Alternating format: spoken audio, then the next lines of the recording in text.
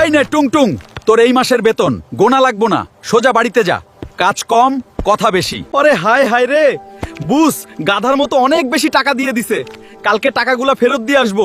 আমার তো ভয়ে বুক কাঁপতাছে। বউজান, টাং টাং রে ইচ্ছা করে বেশি টাকা দিছি।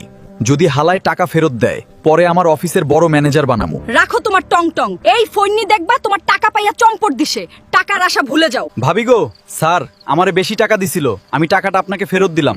স্যার আইলে বইলা দিয়েন আমি টাকাটা দিয়া গেছি। এখন এই টাকা হবে আমার, আর গরিব টুংটুং জেলে যাবে টাকা চুরির অপবাদে, আর আমি করব এটা দিয়া ডায়মন্ড টপ আপ। গরিব টুংটুং এর এত সাহস, আমার টাকা নিয়ে চুরি করে বসে আছে। ওর কদম ফুল আজকে আমি চাপ দিয়ে ফাটিয়ে দেবো। আমি তো তোমাকে আগেই বলছিলাম, ওই ফোননি তোমার টাকা মাইরা দিব। আরো দেও মানুষের কাছে নিজের কালা কাঠাল মেলাইয়া। কি মনে হয় পরবর্তী পার্টে কি হতে যাচ্ছে? অফিসের বসের বউয়ের আসল বেইমানি কি ধরা পড়বে, নাকি টুংটুং যাবে জেলে? জানতে ফলো দিয়ে